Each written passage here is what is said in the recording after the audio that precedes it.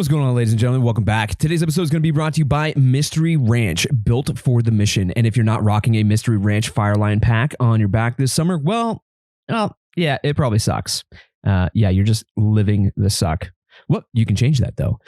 Mystery Ranch makes all of your load-bearing essentials for a huge variety of load-bearing needs. They also make some pretty cool stuff, actually. Check this out. They make the 3-way briefcase and the Urban Assault 21, both in wildfire black theme. And why do I mention this? Well, you guys and girls out there, you want to pick up one of these packs? Well, check this out. A portion of the proceeds from those pack sales will go directly into funding those people that are recipients of the Mystery Ranch Backbone Series Scholarship. Ooh, what is this, you might add? Whoa. Well, go over to www.mysteryranch.com. That's a mouthful. And check out the Backbone Series. And if you got a awesome story and you're going above and beyond for yourself and your crew, well, check this out. You have an opportunity to win one of these ultra badass grants. It's $1,000 on the line. And if you're telling a story of Wildland fire and you have a compelling story and it's chosen, well, simple as that. You get the $1,000 scholarship. Yeah. So with that being said, go over to www.mysteryranch.com and check it out. The Anchor Point Podcast is also going to be brought to you by our premier coffee sponsor, and that is going to be none other than Hot Shot Brewery. It's kick-ass coffee for a kick-ass cause, and a portion of the proceeds will always go back to the Wildland Firefighter Foundation.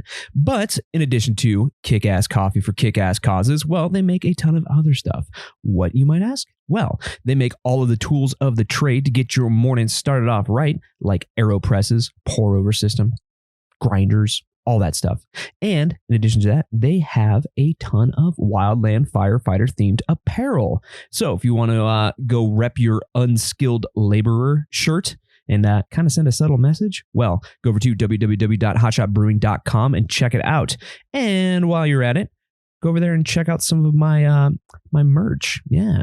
Their Hotshot Brewery is actually supporting the Anchor Point Podcast by slinging our merch. So if you're looking for the staples, as I like to call them, like the Band of Brothers or the Misfits themed Fire Fiend tee, well, go over to www.hotshotbrewery.com and check it out. There's a little section called TAPPS, the Anchor Point Podcast. So go check it out. What's the wait? Go. The Anchor Point Podcast would also like to give a quick little shout out to our buddy Booze over at the Ass Movement. Oh yeah, it is a great cause. And if you guys don't know what the Ass Movement stands for, well, it's the anti-surface shitting movement. What? People don't bury their poop? Yeah, it sounds profound, but people don't bury their poop, and they need to be told to do so. And they need to be educated on proper poo-bearing etiquette. So if you want to spread the good word about burying your turds, go over to www.thefirewild.com and check out the Ass Movement.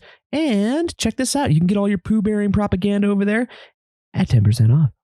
Whoa, there we go. Just enter the code at checkout. Enter Anchor Point Ass 10 at checkout, and boom, there you go. You get 10% off your entire order. So once again, that is www.thefirewild.com and check out the Ass Movement.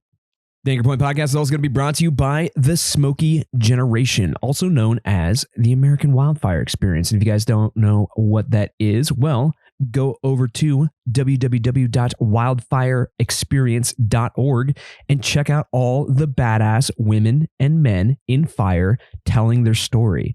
It's awesome. It's like an archive of wildland firefighting stories dating all the way back to the 1940s.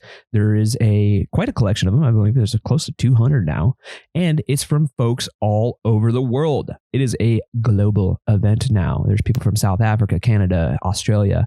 It is pretty awesome, but even more awesome-er, if that's even a word, is she is giving Bethany over there, who's running I guess she's the head honcho, if you will, of the Smoky Generation.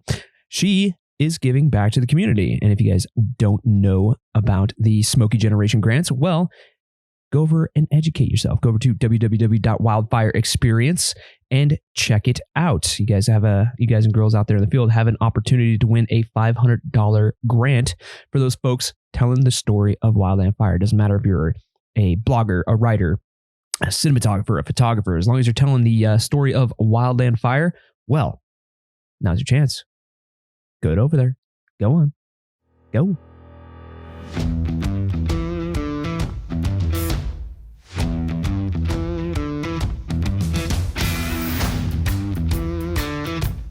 The views and opinions of this podcast do not reflect the views and opinions of the United States government, the Department of the Interior, the Department of Defense, the Department of Agriculture, the United States Forest Service, the Bureau of Land Management, National Park Service, the Bureau of Indian Affairs, or any private, municipal, county, or state firefighting organization, any law enforcement agency, any medical provider, or any contractor employed by any federal agency.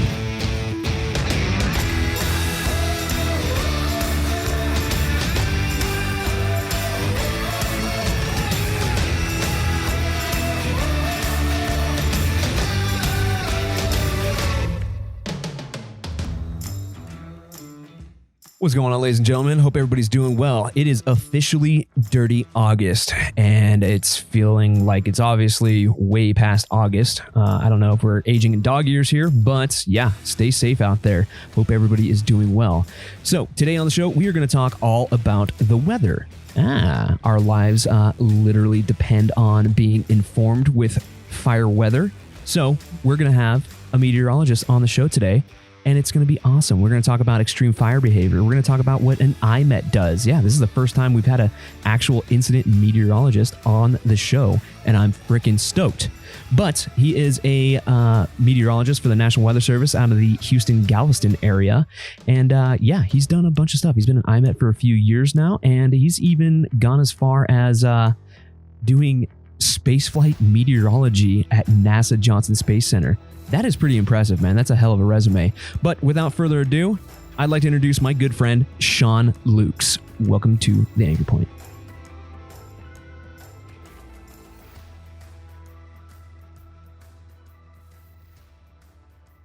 All right, ladies and gentlemen, welcome back to another episode of the Anchor Point podcast. Today on the show, I've got my good buddy, Sean Luchs, as in good looks, spelled different, but he's a pretty good looking gentleman. So, Sean, how you doing, man?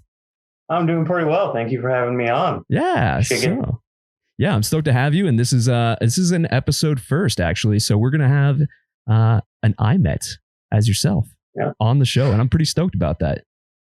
Yep. Proud member of the nerd squad.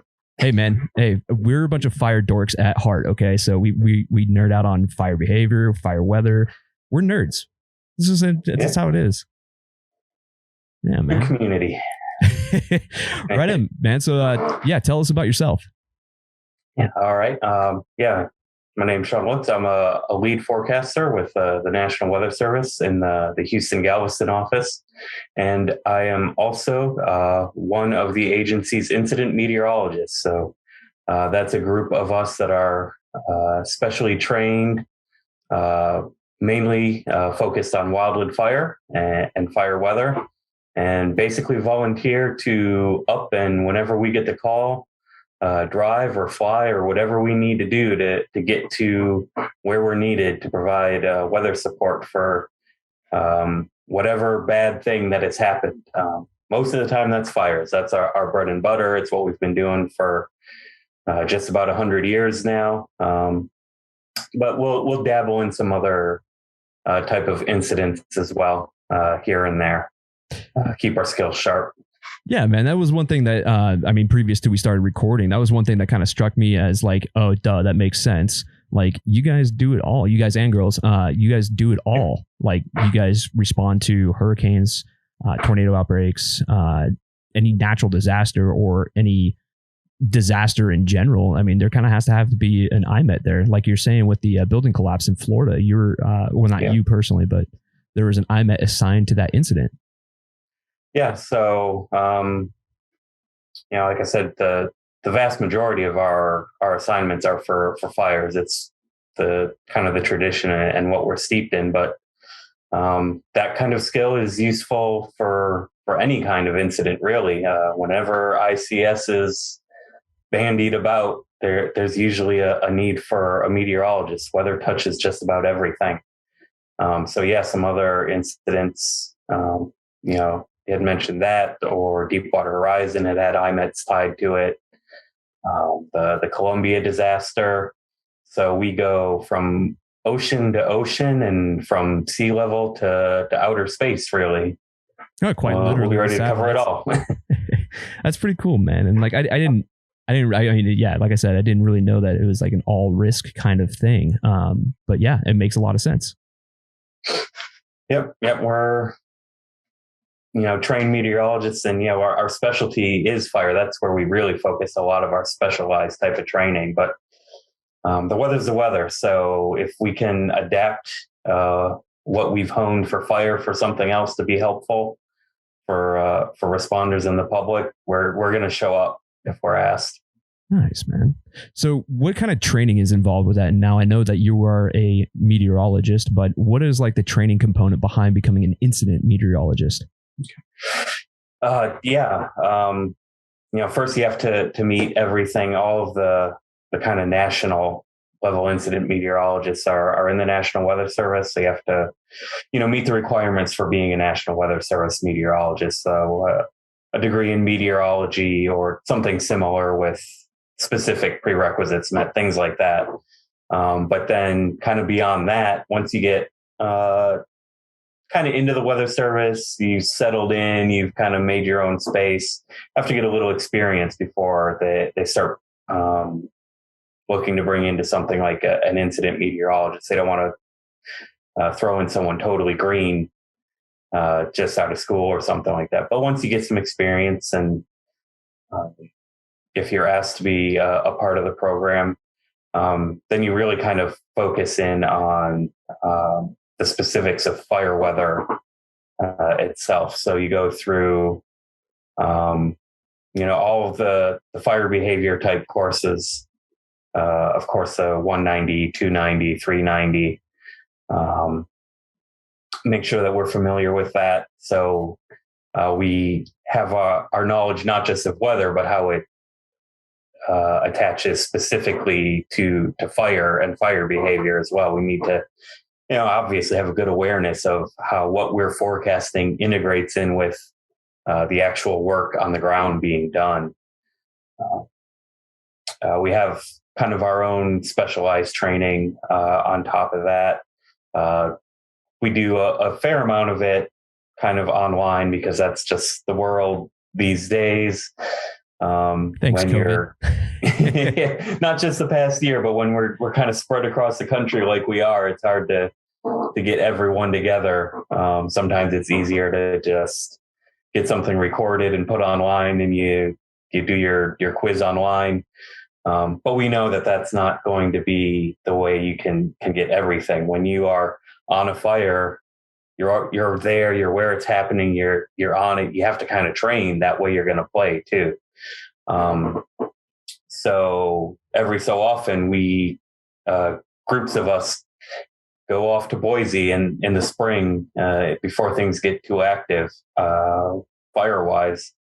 And we'll do some good in-person training. We'll work on, anything that is going to be important to the job of providing weather support on a fire. So that could be the latest research for fire weather type things. Of course, refreshing skills for forecasting.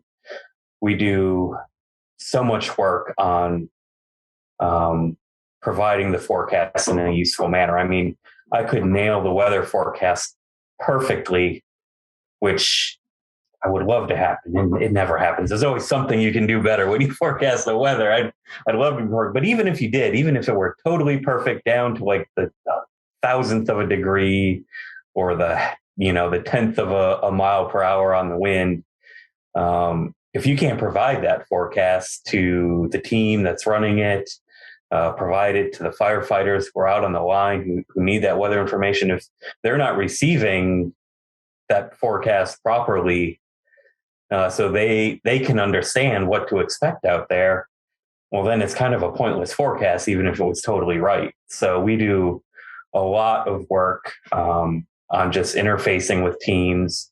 When we do that training in Boise, there will always be F bands there, ICs there, ops chiefs there. So we can, get that interaction and that collaboration with people who are managing the fire, so we can make sure that when we provide that weather forecast, that it's actually in something that makes sense and then can be actually used on the line.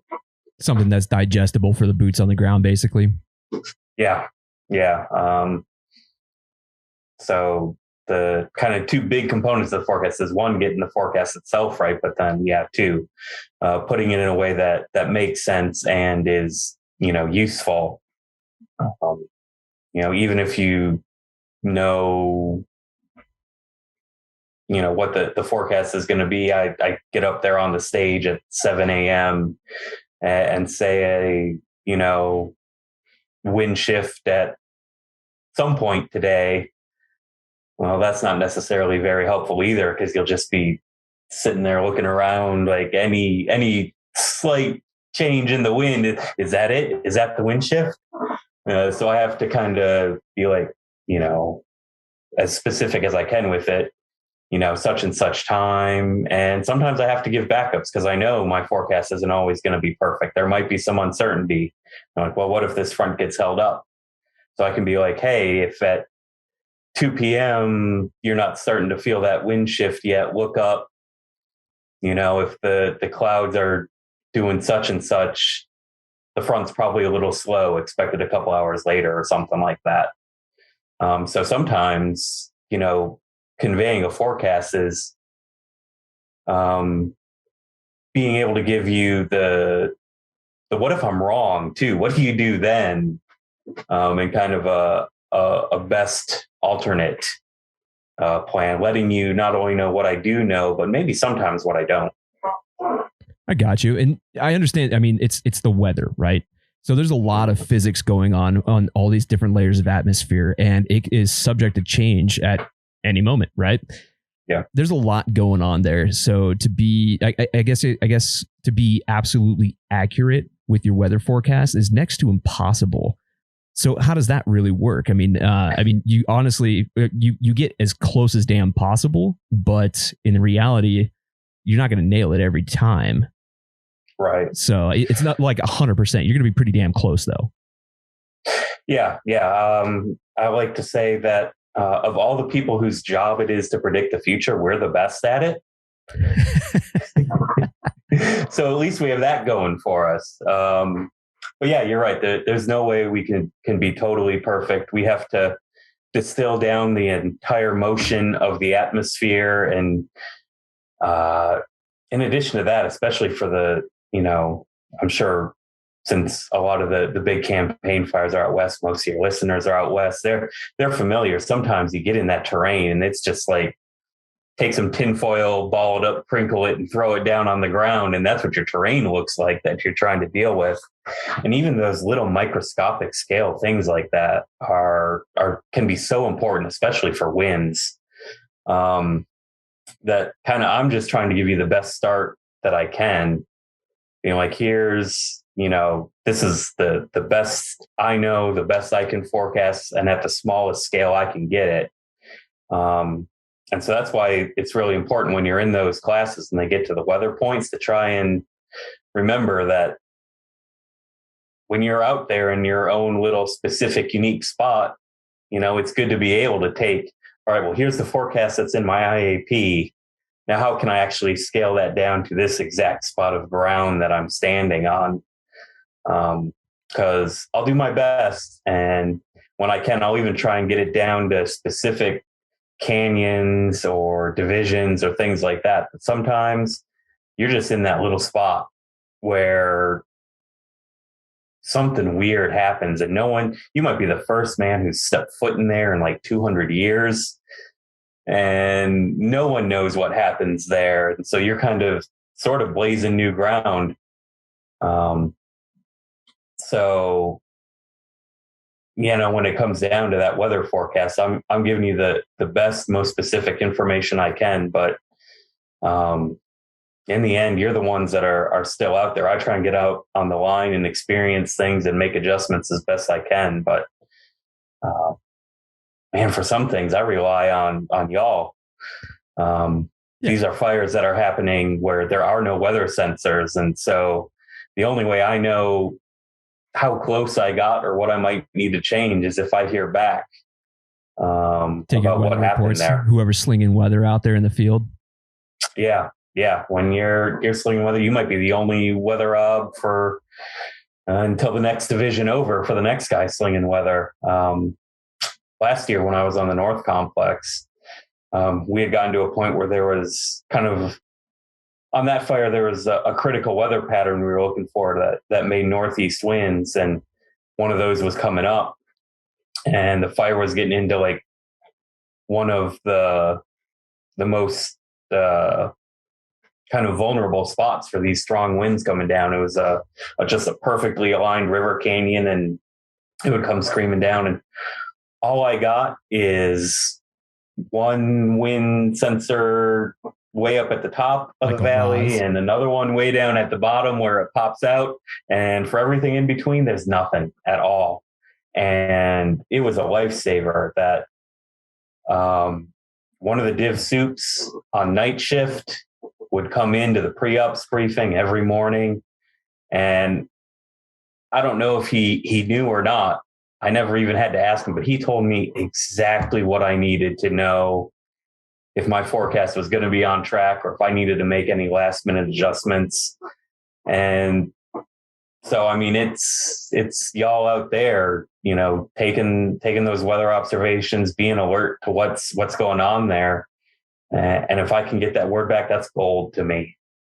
Yeah, that's the thing too, is like you brought it up yourself, right? I mean, if you're running a large incident as an IMET, you're relying on a very large area, and there's a lot of different microclimates within that area, and the fire itself creates another situation with the climate, right?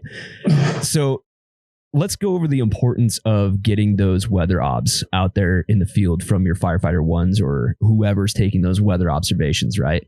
What is the importance of that besides getting, I guess, data spread out over a wider area or divisions or whatever? I mean, you rely on that pretty heavily to make your forecasts for the next operational shift or even 3 days down the road, right? Yeah. I mean, it's really big. I mean, I can make a forecast all day, every day for whoever you want me to. Do I know if it's going to be right? Not if I don't know what's actually happening. So, you know, these fires are happening a lot of times in remote areas. There are no weather stations. There might be, you know, the forest has a RAWS that's like 10 miles away, but it's on the wrong aspect, or it's 1,000 feet too high, or something like that. And we can try and supplement that kind of at our disposal. We have a number of incident RAWs, which are very much like the RAWs, but just kind of made to be more portable and shipped to a fire and set up there. And, you know, we can try and set things up there. But yeah, like you said, the terrain is so different from spot to spot. You get all these microclimates. The fire's doing its thing, like you said. You know, I can make a forecast for a spot, but if I don't hear back how that forecast did, I can just, you know, do the best I can with what I got. And so every bit of information that I can get helps me make a better forecast going forward, because I know what I need to adjust and get dialed into it. And of course, just at the time, it's important to be aware of, you know, if you're taking that weather, that helps you react more quickly. I mean, if there are big weather changes coming, I like to try and get out on the radio and be like, hey, that front's coming now. Get ready for wind shift in the next hour.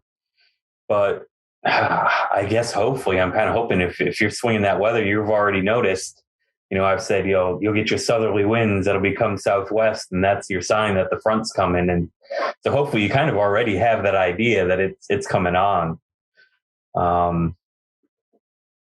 You know, I do everything I can to support. That's what we're there for. But I guess kind of in the end, when you're out there, that's all you have to rely on in the end is yourself and your buddies that are there with you. So I want to give you the tools before you go out in the morning that, hey, if you don't hear from me again today, who knows what happens? I get horrible food poisoning, or comms dies, or, something happens, I want to try and give you everything, your best shot I can right away in the morning, that you can take what you've learned, in your training to be firefighters and do the best you can. And then everything I can do is to supplement that and make that more precise, more on time. Obviously, you'll have some important things going on too when you're out there. So, I want to be there to provide the latest updates when I can. But, I know weird things happen out there. So, oh yeah, man, especially with like local weather phenomenon like Zephyr winds around here. They're pretty common, or east wind events up in Oregon. East winds. Yeah. Yeah. Everyone's got their own name. But yeah, wherever there are mountains, weird winds will happen. Oh yeah. And that's what I know. So yeah, you got those, you got Diablos, Santa Ana's, Chinooks. I mean, just you name it. Every spot's got their strange mountain wind. And, fortunately, we spend a good bit of our time, focusing on that. That's especially me being a flatlander in Texas. I got to spend my extra time, my IMET training time when the weather is slow at the home office to be paying attention and be as sharp and keep my skills up as much as I can for all the microclimate stuff out there. Oh yeah, and you got your own set of unique problems down there too. I mean, you've got hurricanes, right? Yeah, just a little thing that comes across every so often. Did we ever solve the equation of throwing nukes into a hurricane to stop them? Yeah, unfortunately, there's a ton of energy in hurricanes. It's even a nuke. You toss one of those in there, that's a hurricane looks at that and just laughs. Be like, I expend hundreds of times that every minute. No big deal. It's interesting though. It's like a lot of energy comes out of weather, and we don't ever think about it as energy or terms of energy, but there's a lot of it physics, and that's pretty much, I mean, correct me if I'm wrong here, but there's a lot of mathematics and there's even more physics with meteorology degrees. Yep, pretty much. I mean, really, meteorology comes down to being the physics of the atmosphere specifically. It's always fun to be in a field where basically the key equations that define everything can't actually be solved, or at least not that we can tell they can actually be solved yet. So we're doing our best to take all these supercomputers and set them crunching at to get the closest approximation we can get. And I'm so glad that we have those supercomputers, because I'm a long way from college and doing that math. And computers can do it a hell of a lot faster than me. By the time you finish that equation, I'm pretty sure that the weather system would have been passed by now. Yeah, exactly. There was the very first weather model happened well before supercomputers or computers were a thing. It was some scientist in Europe, and he got a bunch of people with, I don't know if even, surely the slide rule is wrong with this. We'll just call them slide rules or whatever. But yeah, they sat down and they did the math and they crunched it out. And I think they got a 12-hour forecast done in about like a month. So yeah, you guys basically rely on the tools that you have, these supercomputers, forecast modeling, simulations, radar, all that stuff. And ground data too, which is important. So I know a lot of folks out there like, oh, I got to swing with weather again. Oh, that sucks. Well, this stuff is important, especially for you. Yeah, it really is. And even now, I mean, those, all the models we got, all the computing power, once we're getting down to the scales that these fires are happening at, they can't do it fast enough yet. Our computers aren't there yet. So we rely on, we have those tools, we use them. They're extremely helpful. They've made our forecasts a lot better. But when it comes down to that stuff that's going to be affecting people on the line, I mean, we're taking that, we're taking radar, we're taking satellite, we're taking our pattern recognition, all the things we pay attention to over the years, and a lot of historical components. Yeah, and you guys out there swinging weather on the fire, we grab every little bit of information we can and crunch it in to make the best forecast that we possibly can. Yeah, man. I mean, for the most part, I have never personally been on a fire where the forecast was just utter crap. I've never had that happen. Oh, that's always good to hear. But then again, that's the biggest nightmare, is making an utter crap forecast. Yeah, and then there has been tragedy fires where unforeseen weather events have caused fatalities, and that's like the importance of weather, and it's another reason why they harp on us as a firefighter to understand weather, look for warning signs like certain cloud patterns, wind shifts, unusual calm, stuff like that, because our lives depend on it. It could dramatically affect what we're doing. Yeah. Let's see, way back in the day, when I worked for the state of Florida, at their training center, they had a picture over the sign of the main training room, and it said, "Let no man's ghost say that his training failed him," which is, kind of reinforces, what this training is about and what it's supporting.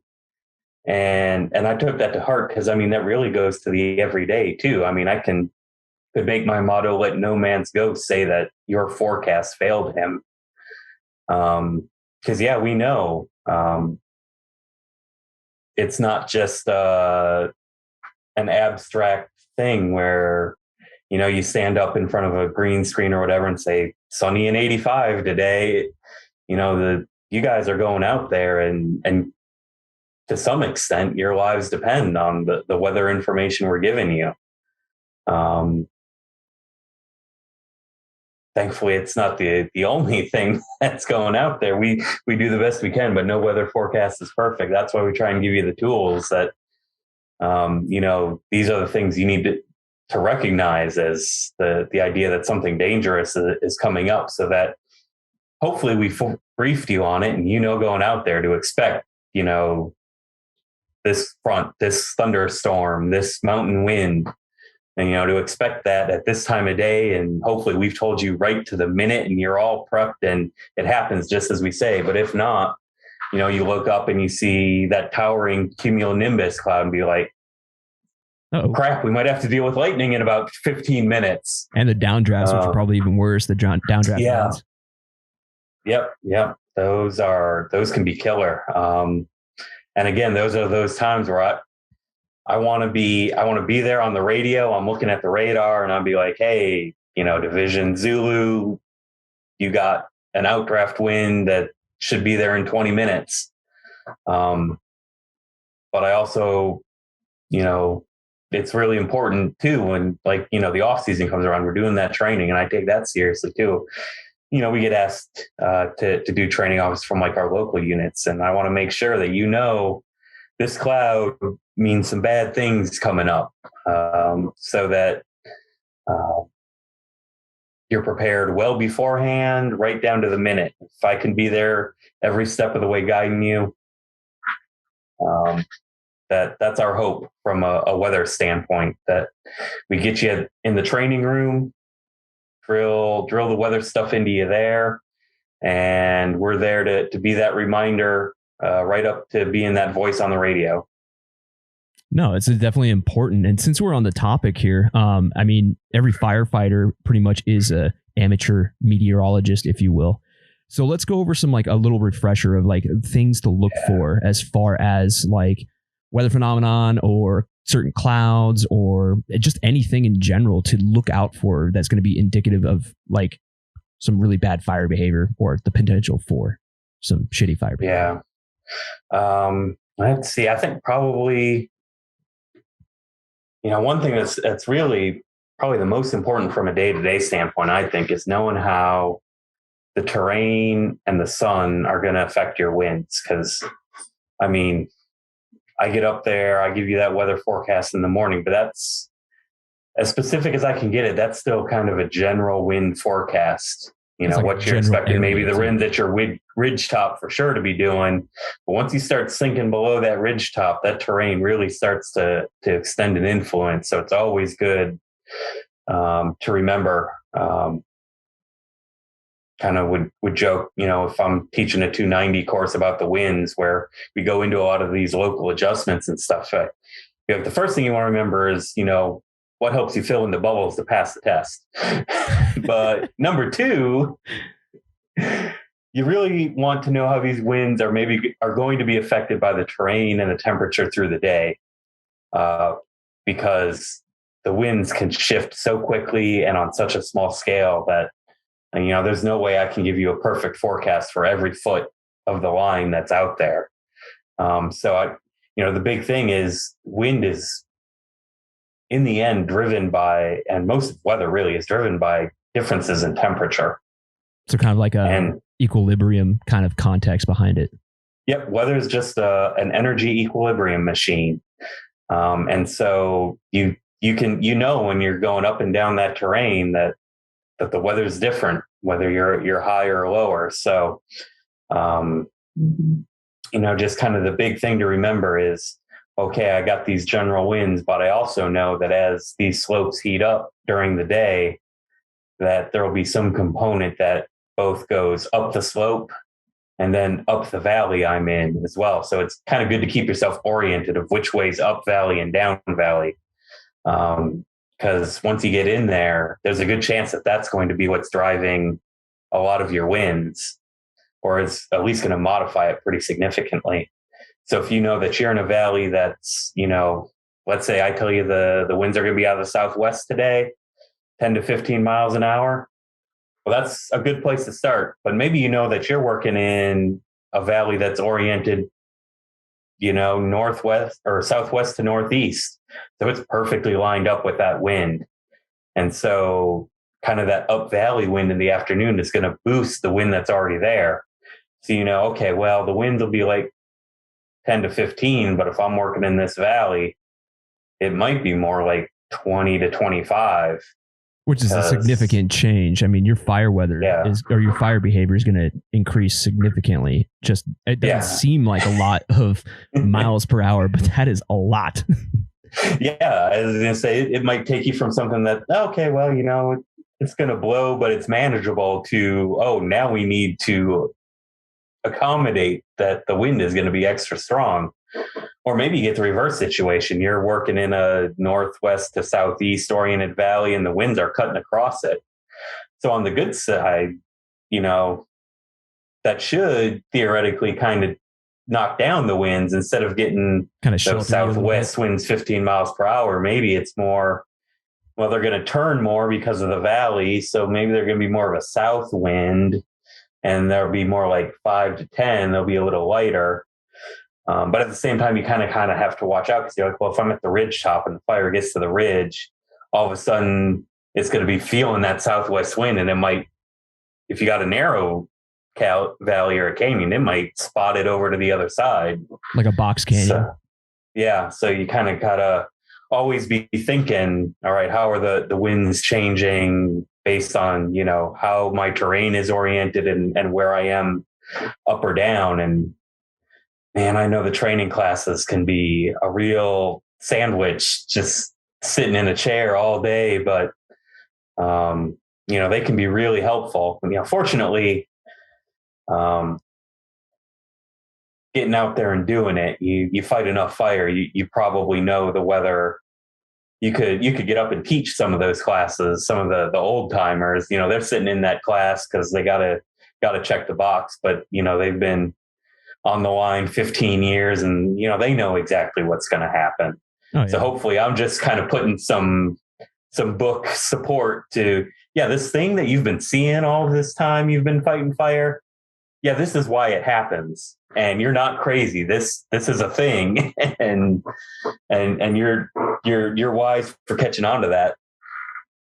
Yeah, it's kind of crazy. Like some of the saltier veterans of fire, if you will, it's kind of crazy how they almost passively understand like the weather. I was like, you won't even notice something like insignificant, but they look around. Like, did you guys feel that? No one will say anything, and it's sure as shit something changes. It's crazy. Yeah. It's like an instinct that you develop over the years, and that only comes from experience, is what I'm getting at. Yeah. So experience is always good. That it's going to, hopefully that the experience and the classroom training are going hand in hand and kind of reinforcing each other. and that maybe the classroom training, we know, it's not going to, it's a little dry. No one comes away perfectly memorizing every word we've said. There were times when I would have to make a long trip to do that training. I'd get up there, I'd talk for 8 hours. I wanted to be doing that just as little as everyone sitting there. I want to be talking for 8 hours just as little as you want to be there listening to me for 8 hours. But it's important, and hopefully that we can, kind of get up in that voice when there's something important. Be like, if you're taking away something from this class, this is what you want to take away, and that maybe it's not like, front of your brain, but it lodges itself in there. Just in there. And and that you're out there on the line and something happens and it clicks. Be like, oh, that meteorologist said that thing years ago. This is it. This is that thing he was talking about. And just like clicks. Yeah. So, it's so much of fire you can only learn by doing. So, it's good to be that amateur meteorologist. That's only going to help you when you're out there. It can be kind of boring spinning that weather. But it's important for me, and hopefully it's important for you too, that it's kind of helping to build that experience so that you can recognize things as they're coming or start to anticipate them. Oh yeah, man. Building those slides, it's definitely important. It's just like memorizing some of your clouds, some of your more hazardous clouds. I mean, everybody knows what a cumulonimbus is, right? That's obviously a thunderstorm. The cumulus, we know what those are, but it's like your lesser known ones, like your cirrus, stratus, all that other stuff. So what are some of those clouds, or I guess those things that are indicative of upper level or winds aloft or incoming front, or something that's like a precursor? It's like a good warning sign with these clouds, because they're all telltale in some way. Yep, they're all telling you something. A lot of times, mentioning cirrus, that's going to kind of give you maybe that 24 to 36 hour lead time if you're out there working on the day. And it's also kind of nice because it'll kind of blunt the sun a little bit, but you see that cirrus streaming overhead, and that's really just kind of blow off from stuff that's happening from upstream. So that's giving you an indication that there is something happening. And in a day or two, whatever's happening there is going to be happening here.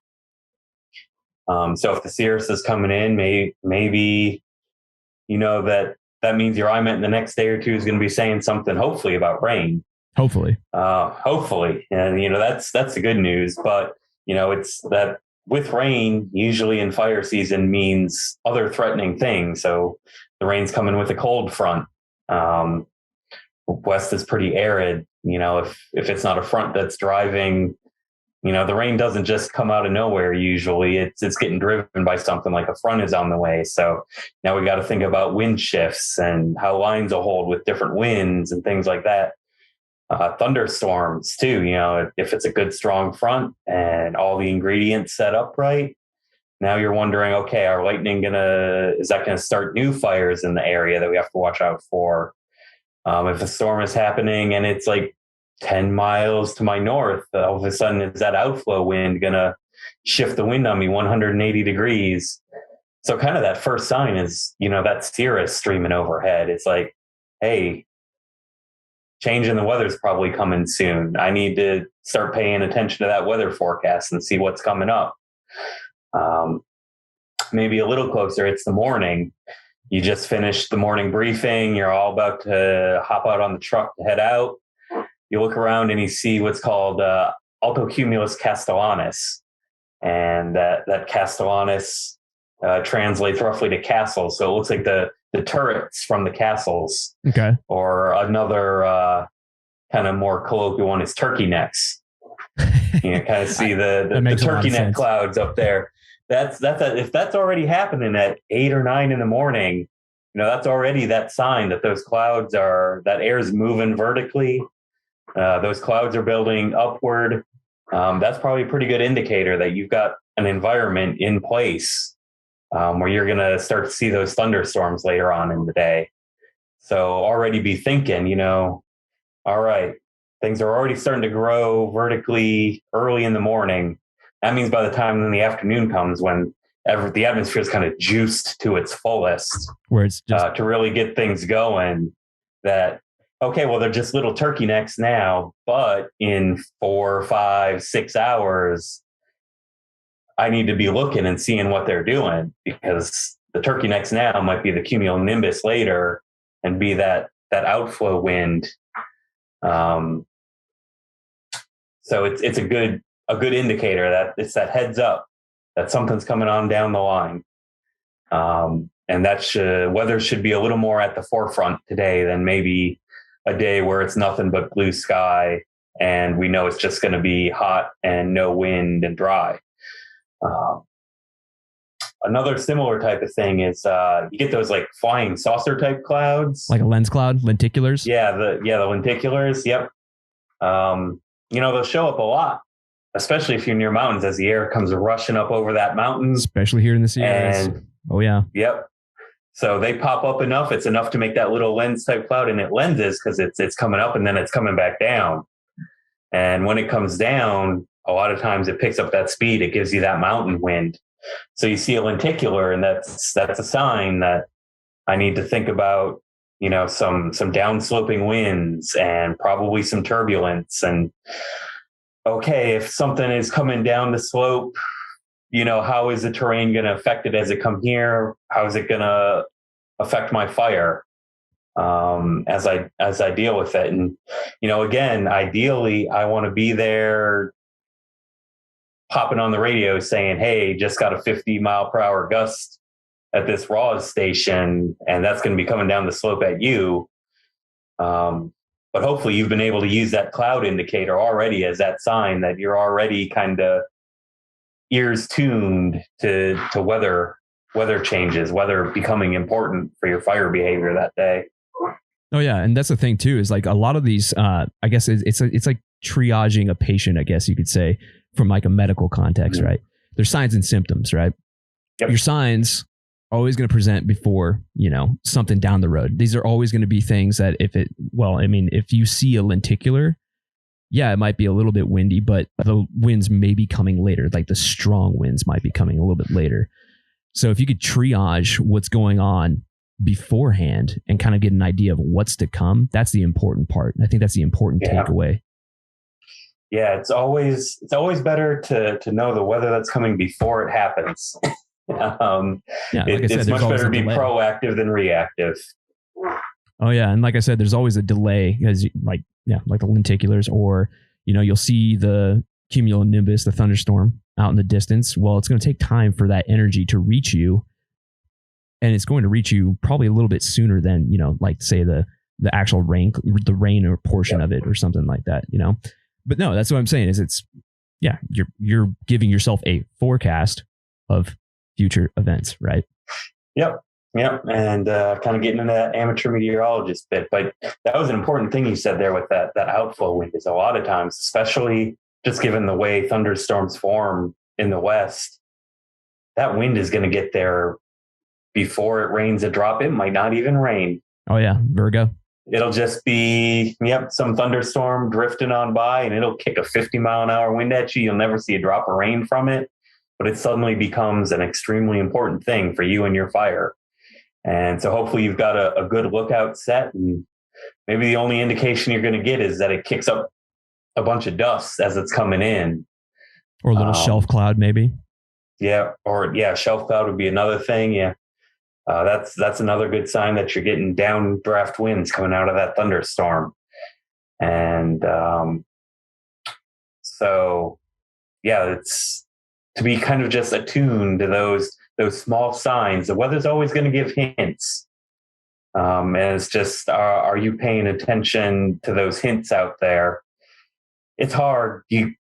There's a fire right there. you got things going on. It's a lot to keep track of. Yeah, but the weather will whisper to you, and I'm here to try and pay attention to it. But it's always great to kind of know what you're looking for yourself out there. Nothing beats eyes on the ground, seeing what's actually happening. I assemble the technology as best I can. I grab every little bit of data I can get, satellite, radar, these observations, but none of it is as good as someone who knows what they're doing, just paying attention with their eyes and getting their observations right there where it's happening. Oh yeah, and like you said, there's like so many portions of a large fire that you can't possibly keep track or pinpoint every single division on a fire. I mean, that's a massive area with its own little microclimates, like you're saying.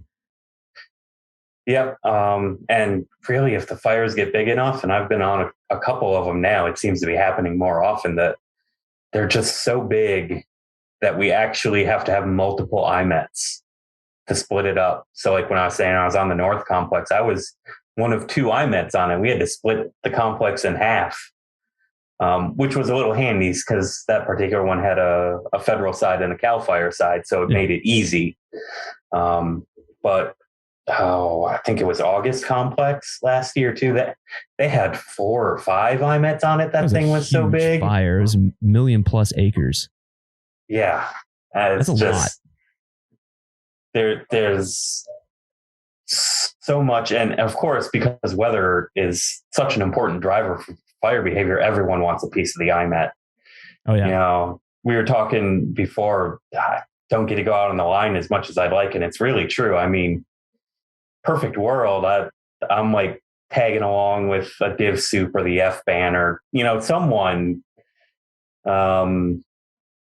and getting out there every day. So I can, get some of that experience too, of getting able to see what's really happening and what's going out there. But, as much as I want to do that, the PIO has 3 interviews set up, and supply needs to know when they need to get everything tied down and tarped up because there's thunderstorms in the forecast, or, the IC has this public meeting coming up and they want to know about, this or that. There's so much out there that, just weather touches every single part of it. And I want to make clones of me and just attach them to every single person. And that would be great if I could do that. But the best I can do is running around like a chicken with his head cut off sometimes, trying to make sure I get everyone the info they need. That's a big ordeal that you're dealing with there. I mean, let's take, say the Bootstrap fire. I believe they said that it was the size roughly of like New Jersey or something like that. Maybe not New Jersey, maybe Rhode Island. I don't know what state they quoted. I don't know. But anyways, it's roughly the size of one of those states on the East Coast there. And yeah, imagine, forecasting an entire state. That's a large area. I mean, the August Complex, that's another one of those incidents that you're talking about there. It's extremely large. So it's like, okay, give me the weather forecast for the entire state of whatever. That's pretty gnarly. That's a big job. Yeah. And that's really kind of thing. I mean, like I said before, I can give you a forecast for just about whatever you want. And just, the day-to-day job, my area of responsibility for forecasting is 23 counties in Southeast Texas. So it's bigger than probably a lot of those states on the East Coast. But, that's a relatively general forecast. When we get to be doing our IMET thing on a fire, now we're still working on the size of some of these smaller states, but, y'all need, we're doing a burnout on Mike, and you need to know precise winds at this precise time. And there's a lot to be done, and we're there to do the best we can. We want to give everyone on the team and on the line the precise information that we can get. And that's why I'm always grateful for anything I can get back that helps me do that when you're out there. Nice. Yeah. Makes sense. It makes a lot of sense, though. It's like a big job, too. It is a humongous job. It's also a very important one. So I guess that leads me into my next question, to where the relationship between F-band and the IMET, because I know you guys have to play hand in hand. F-band has to know what the forecast is. You kind of have to understand a context behind what the fuels are going to be doing to provide a good forecast, an accurate forecast for safety of firefighters. Yep. We are just about tied at the hip. Wherever you find an F-band, that's probably a good place to find the IMET too, and vice versa. They're tied in so tightly. I mean, so much so that, if a firefighter is an amateur meteorologist, an F-band might think of himself as just an unacknowledged professional meteorologist. But that's fair, because when I do my fire weather forecasts at my home office, I'm like, all right, well, I don't have an F-band around, so time to put my F-band hat on and start talking about ERCs and stuff in this forecast. So we get and we give when it comes to that. But yeah, it's just, I mean, obviously, when you think about the things that drive fire behavior, there's the terrain, which, y'all know about, you're in it, and the fuels, which, the F-band has got, and then there's us with the weather. So we're two sides of that triangle. And especially when you get to some of those finer fuels, and, the ones in the tens, which, maybe aren't pushing up the big flames, but sometimes they can be the ones that surprise you. Oh yeah. Just the weather and the fuels are so intertwined that, if we're not hanging out and bouncing our things off each other, that's the only way you're going to get a good grasp of what the impact on fire behavior is going to be. I mean, the first person who gets my forecast numbers every single day is the F-band. He or she gets those numbers before anyone else. And it's good though. I mean, I've met some really great F-bands out there, and it's fun to work with them. Oh, they've got to be absolutely dialed on their stuff. I mean, imagine, you have to take all these weather components, right? And that becomes your fire behavior forecast, which is completely different, but kind of interrelated, right? I mean, you're going to get your spotting potential or your spotting distance, based off of winds aloft, or your Haynes index. It might be some crazy gnarly day with a huge Haynes. Yeah. Yeah.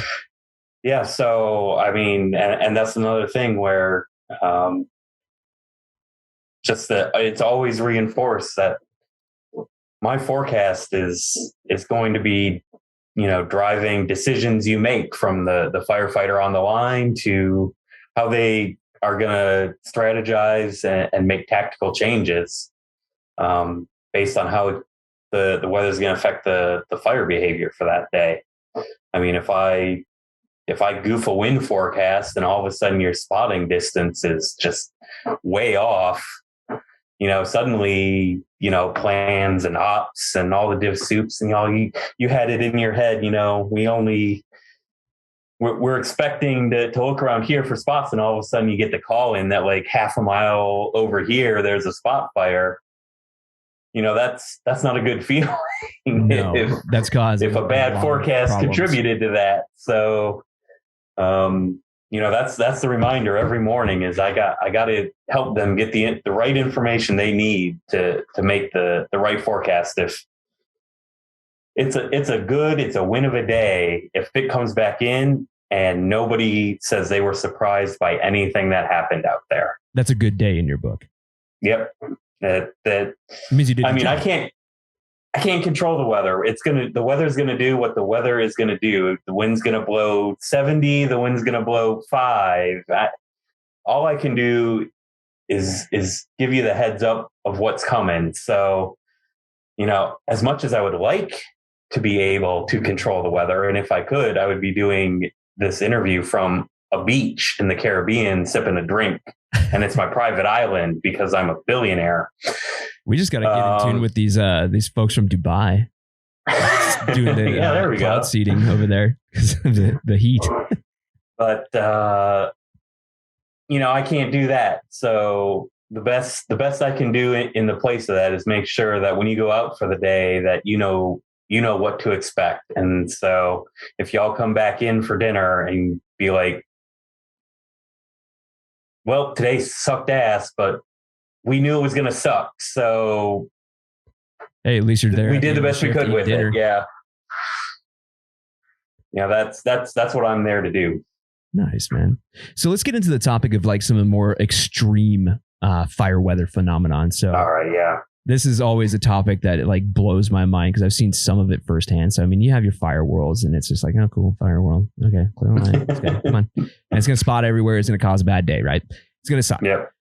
But now we're getting into these situations where we're having full ass blown tornadoes on fires. Now, how the hell does that happen? You have a literal tornado made of fire. And these are like tornadoes that are classified as a tornado by the Weather Service, the National Weather Service. Yeah, it's not a fire. Multiple times we've had IMETs go out there to do damage surveys like you would do a damage survey for a tornado.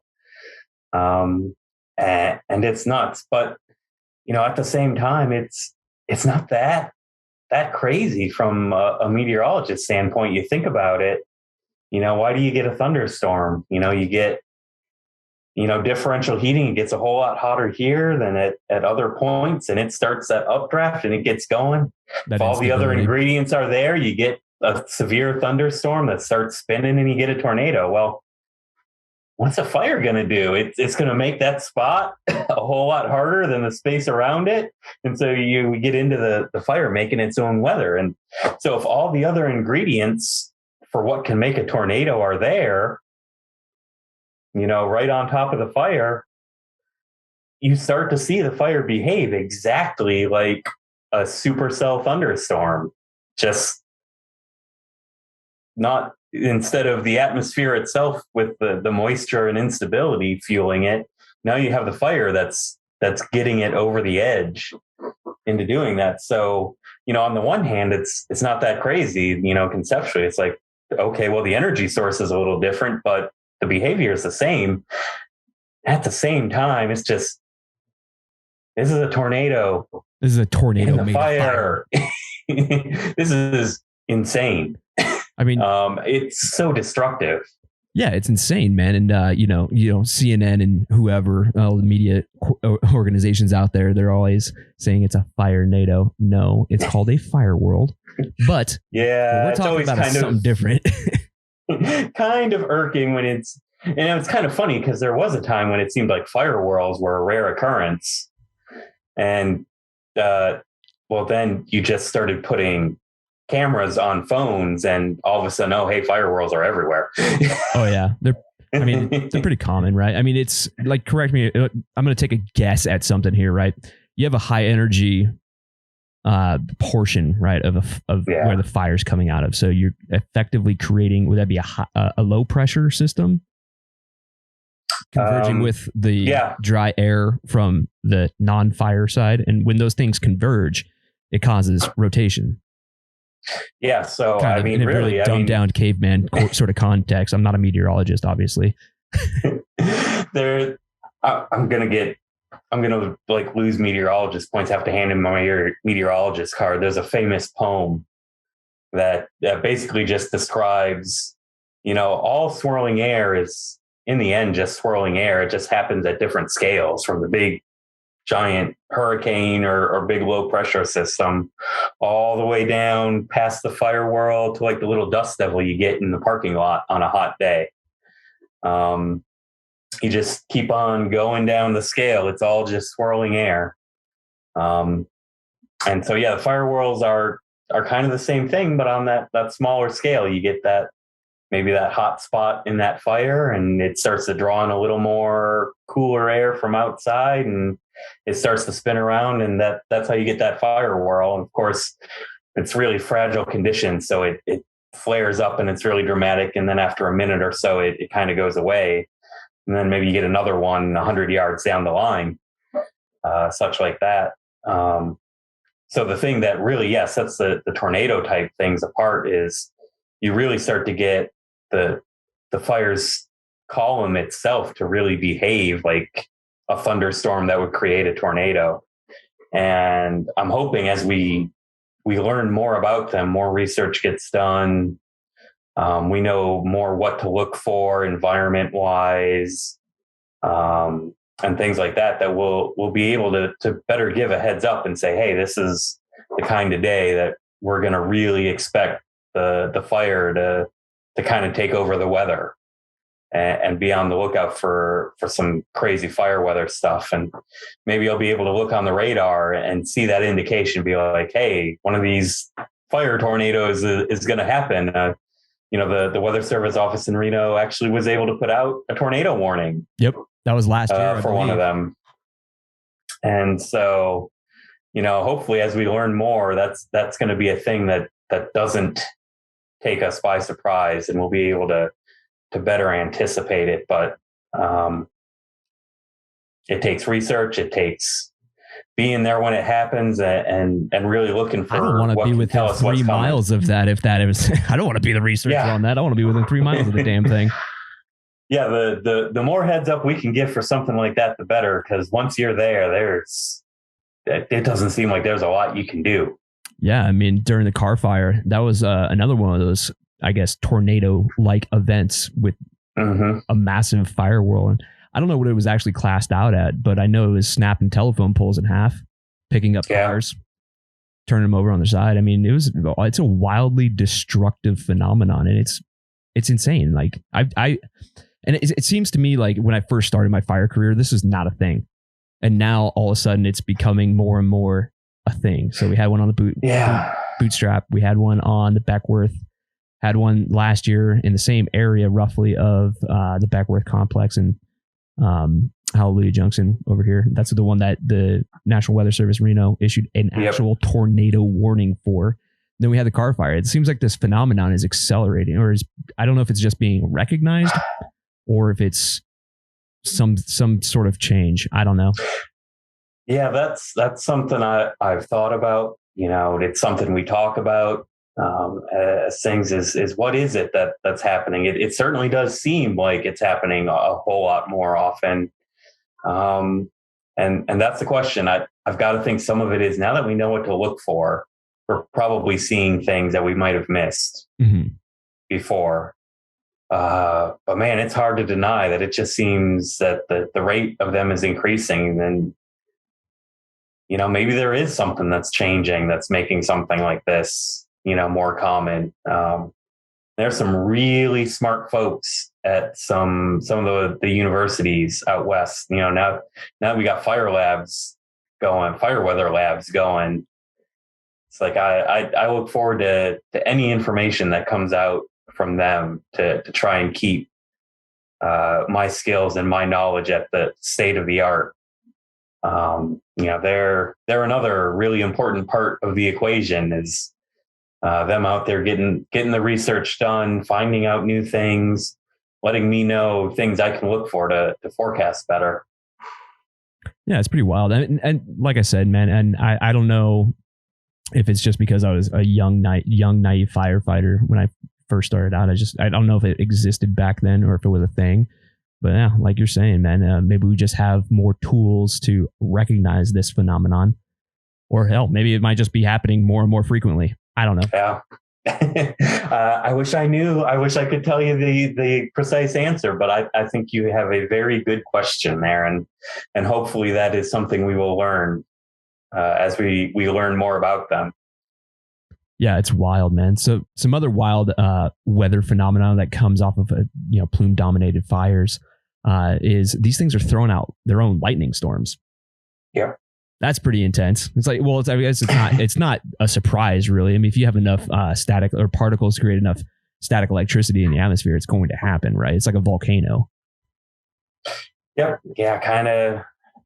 We were talking about earlier, the fire just gets to a point where it starts to dominate itself, and it behaves just as a proxy for, or a substitute for, well, this thing that you need to start a thunderstorm isn't there. So that's why you're not getting thunderstorms. But when the fire can provide that missing ingredient, now all of a sudden you've got everything else you need to make a thunderstorm. And so yeah, you get those pyrocumulonimbus clouds forming. That's a mouthful. It is a mouthful, and with it comes that danger, because where you get pyrocumulonimbus, you're going to get lightning, and you might get some rain, but you're not necessarily going to be getting a lot of rain. And then, of course, as thunderstorms have downdrafts, these pyrocumulonimbus are going to create downdrafts, and their outflow winds as well. Yeah, so let's explore that topic right there too. Is column collapse, right? Yep. So how would we explain that? Is that just kind of a mimicry of like a thunderstorm collapsing? Because thunderstorms collapse. That's what creates the outdraft winds, right? Yeah, it's a pretty analogous concept. A thunderstorm, the updraft starts lofting all this water, and that's how you get your raindrops and your hail. But eventually, it can't support that updraft anymore, because it's either moved into a less important environment, or the rain has cooled things off or whatever. And boom, you get the downdraft and the outflow winds. And it's pretty similar with the fire. The fire starts wafting everything up, and you get that plume-dominated fire. It's the big standing up straight column, or maybe it's tilted a little bit depending on how the upper air winds are doing. But you can tell that this fire is supporting this big thunderstorm-like structure, but either because the column has maybe shifted off that prime environment a little bit, or for whatever reason, that the updraft can't support what it's been wafting up before anymore. And if it's gone up, it's going to have to come down. Which is scary. And it's a little terrifying. Yeah. And it's not, because it's really hard to say with any certainty when that's going to happen. You almost can't tell that it's going to happen until it's happening. And then you might only have a couple minutes or less to get ready for what's coming your way. I've actually been trying to do a little research on that. I need to find more time to really do more in-depth stuff. But I was looking at when the Thomas Fire happened. I was seeing things just kind of filter through news and stuff about, being plume dominated and having column collapses and things like that. And the nice thing about California is there are cameras everywhere. Yeah, you can watch it. I can sit here and watch this fire on the internet. And so I've got, my computer monitor, I've got the webcam up watching the fire. And on this other one, I've got, a radar program up. I'm getting radar data from closest to the fire. And you look at some of the things, and I need to get some more data and see if it's something that holds from fire to fire whenever you get a column collapse, but there might be some hints in the radar data. So the IMET, who was on the Thomas Fire, and we did a little research project and presented it at a weather conference about these are potentially some hints in the radar that an IMET or some meteorologist might be able to look for as an indicator that a column collapse is coming. Mm-hmm. And it may not be able to give a lot of warning. I imagine it probably won't be any better than, say, like a tornado warning, when you're talking, on the order of minutes, not, at hours or a morning briefing kind of thing. But I figure every minute we could push out warning for, hey, you're going to have really strong winds from a completely opposite direction coming your way. I figured if we can get 10, 15 minutes, that's better than 30 seconds. Well, some warning is better than none. There's a difference. It's like that whole difference between a watch and a warning. Yes. Yes. So if you can, if you can, I'm hoping that as we can get some more time to look at hopefully more fires, and we can do more of those where we can time up with what's happening on camera, so we can physically see the fire behavior and pair it with what's happening on the radar, that hopefully we'll find some things that are common from column collapse to column collapse. Some kind of telltale signs to indicate. Yeah. Yeah. No, that's important though, because when a column collapses, it's just like a thunderstorm. You're going to have your 360 degree outflow winds from wherever that point of collapse is. Yeah. Scary, man. It is, and that's one of those things that I worry about when I'm doing my work during the day, and you're always kind of split. You got to get your forecast done for the IAP, because if not, plans chief is going to be coming around and be like, "Where's your forecast? We need to make the IAP." But at the same time, if the fire's ripping, it's like I got to keep an eye on that radar. Hopefully, it's within range of a radar, so I can see what it's doing. And like, what's that thing doing? Is it up and going? Do I need to?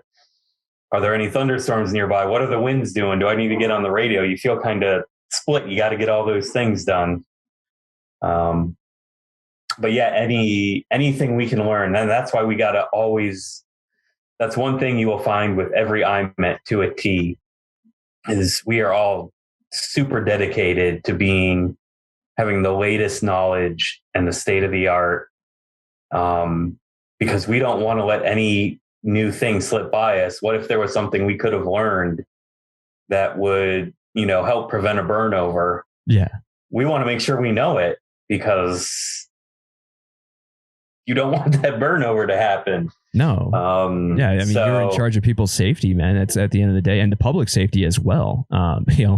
If you have gnarly high winds aloft and the F-band says, "Oh yeah, your spotting potential is going to be a quarter to half a mile," well, that's going to affect future plans significantly if there's a community in any risk, an immediate risk.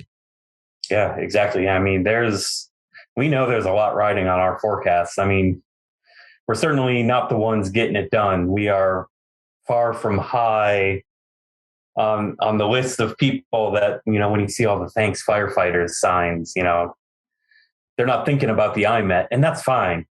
Most of us don't get in this gig for glory or anything like that. But, it's pretty satisfying to know that, what I put in a forecast that morning has gone to, they came back and it's like, well, we got that big burnout done. We tied off that line. That's a really satisfying way to end a day.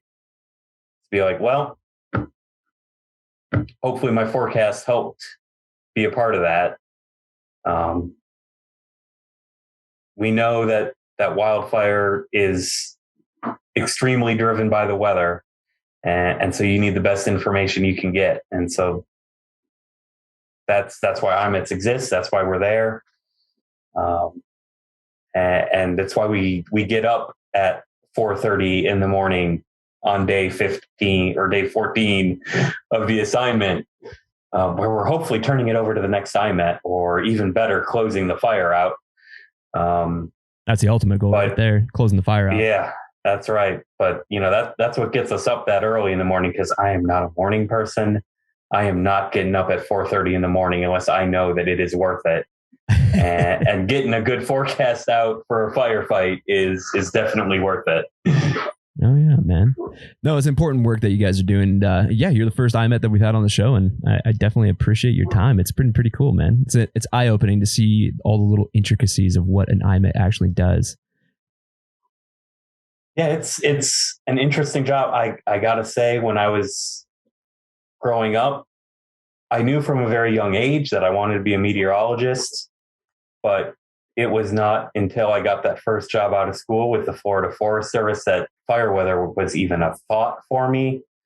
But it did not take long for the fire bug to just kind of burrow in, and I'm like, this is it. I want to do this.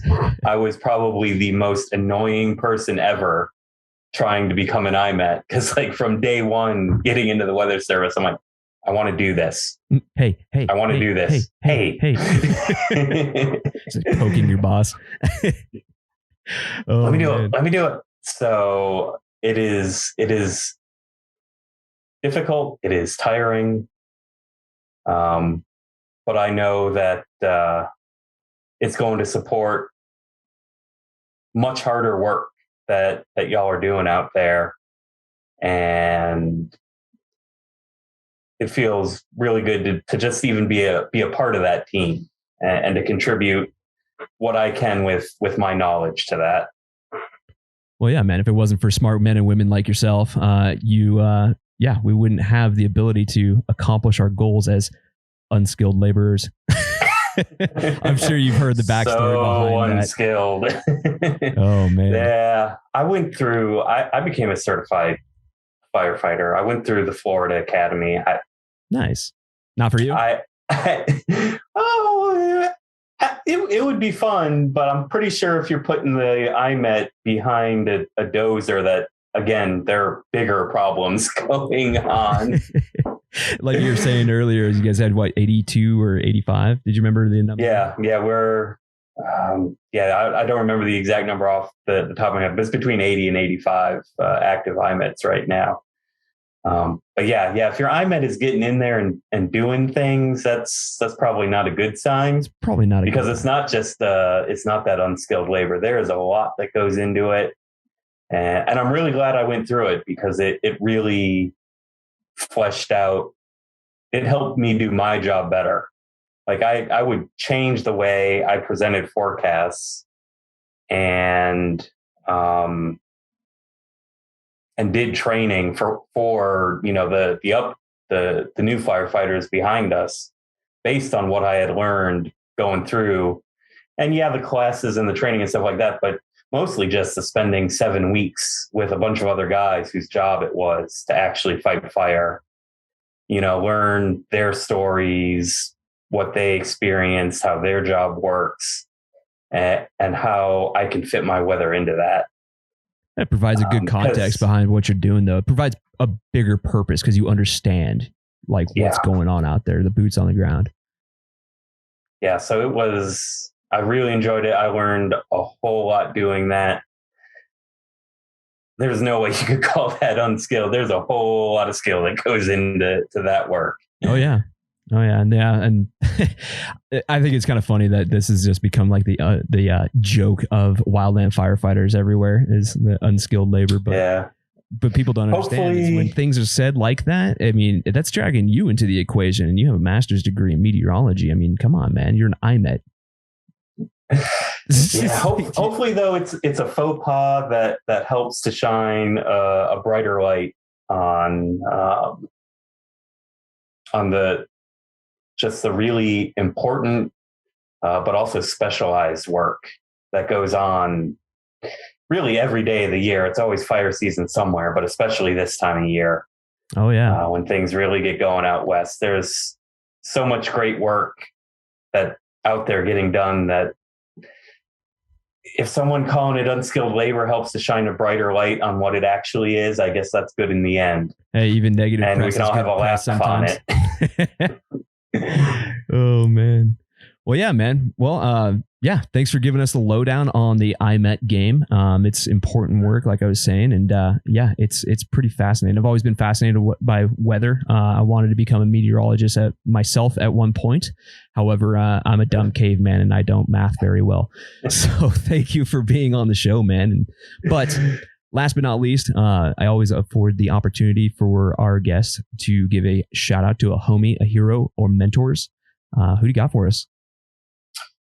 Oh man, there's so many people I could thank. A lot of people along the way that have really helped me learn a whole lot. But I'll try and narrow it down to just 2 quick shout outs. One, everyone out there at the Florida Forest Service. Like I said, fire weather was not a thing I had given a single thought about until I got the job working out there for them. And so that's kind of my birthplace in fire, and it's put in a deep, abiding love for all the work that gets done in firefighting, and has made me want this to be a kind of a defining part of my career. So I got to thank them for pointing me the right way and getting it started.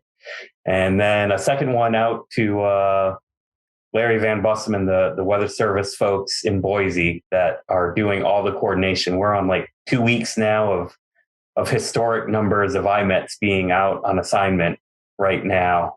And it's a lot of work for just a small handful of people to get all the logistics of everyone going where they need to go. So they're doing a lot of hard work to make sure the IMETs get out to where they're needed. So shout out for them too.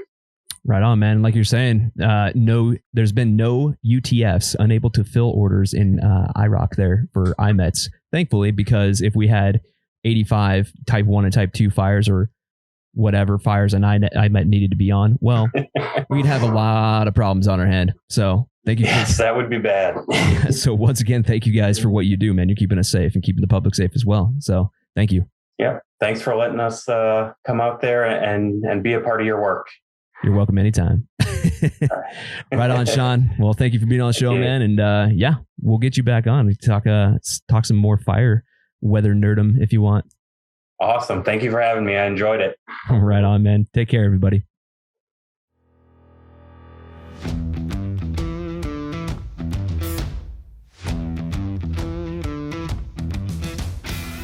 And boom, there we go. Ladies and gentlemen, another episode of the Anchor Point Podcast is in the books with my good friend, Sean Luchs.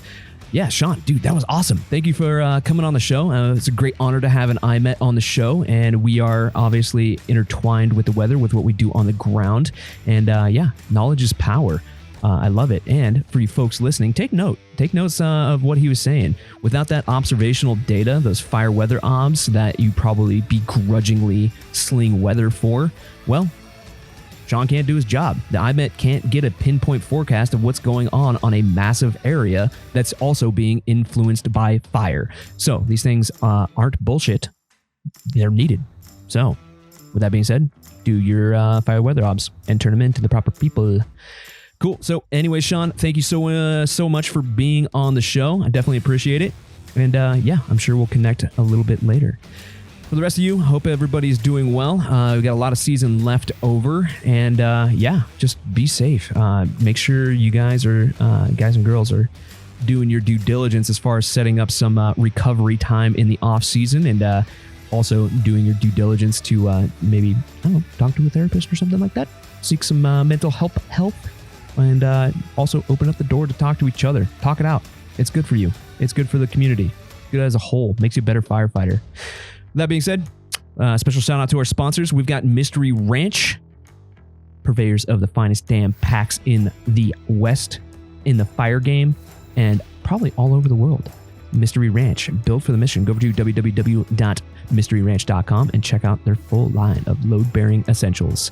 We also got Hot Shot Brewery. Kick-ass coffee for a kick-ass cause. And if you guys want to get some more swag, some Wildland firefighter swag, and some coffee and some AeroPresses and all the tools of the trade to get your morning started off right, go over to www.hotshotbrewing.com and check it out.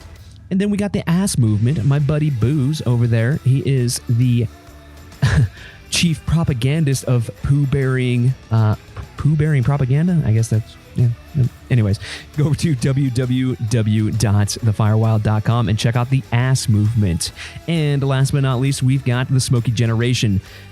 Awesome stories. They're giving back to the community. Bethany, you have a kick-ass organization over there. Keep it up. The rest of you, you know the drill. Stay safe, stay savage. Peace.